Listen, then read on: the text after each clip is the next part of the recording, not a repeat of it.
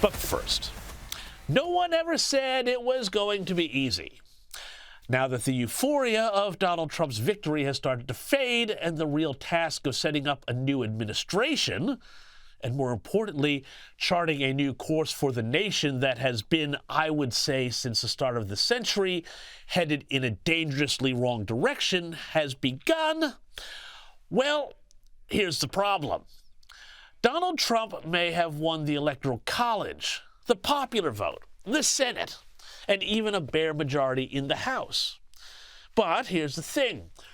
Remember all those folks who had, before the election, a whole performative freak-out and fretted that if Trump himself, that if he lost, he would not accept the election results?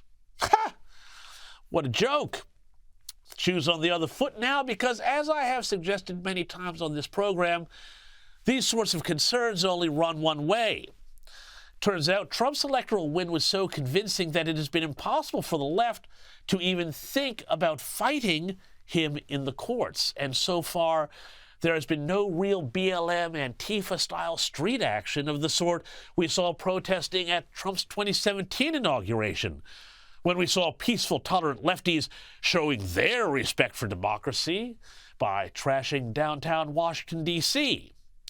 Though, of course, to be fair, if you're familiar at all with Washington, you might have asked how, once it was over, anyone could have told the difference. But that said, we are now beginning to see the coalescing of a multi-front fight against Donald Trump and his agenda, one that, I remind you, he won a convincing mandate for. Now, the first front of this, of course, is the media, which is implacably opposed to all things Trump and is now denying that he has a mandate at all, despite winning the biggest Republican victory in 36 years. And never mind that back in 1992, when Bill Clinton won just 43% of the popular vote, he was hailed as the great revolutionary with a mandate for change to do everything, it turned out, from gutting American industry with free trade agreements to taking personal charge of the White House intern program. Now, it's fair to say they've managed to claim their first scalp with the withdrawal of Attorney General nominee Matt Gaetz. But then there is also a new front opening up in the fight against Trump. Not the bureaucracy, which we expected, because as much as their very existence as overpaid 9-to-5 revolutionaries is threatened by Trump's plans to cut government, instead, the next threat is actually coming from hard left state governors and mayors who are now forming an organized resistance, as if they spend their time in lefty share houses where everyone labels their almond milk rather than in state-funded mansions. Now, the issue, weirdly, that they're coalescing around is their right to keep illegal immigrants in their states to provide cheap labor and cultural enrichment. Here's Illinois Governor J.B. Pritzker earlier this week. We, of course, are deeply concerned about, the President of the United States calling out military inside the United States, where people are peaceful, even if there may be people who are undocumented. But the idea of calling out, the Army into the domestic confines of the United States seems uncalled for and may, in fact, be unconstitutional and illegal. Meanwhile, in Colorado, Mayor Mike Johnston has said that if the federal government tries to deport illegal aliens from his city of Denver, he will resist. And there would be, he said, 50,000 Denverites out on the streets to protect the illegals in what he said would be a Tiananmen Square moment.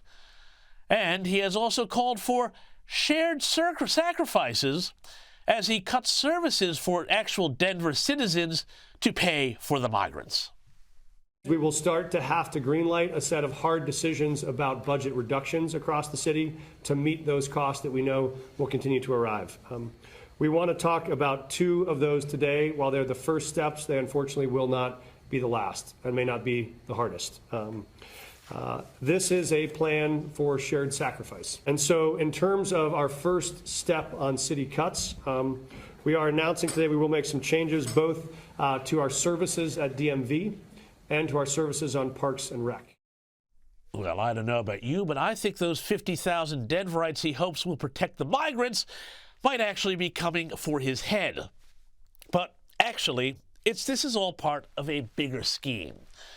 I want to introduce you to a guy called Pierre Omidyar. He's a billionaire. He made his money in eBay, and a huge foe of Elon Musk, who has from behind the scenes driven campaigns to get advertisers to boycott Musk's X social media platform.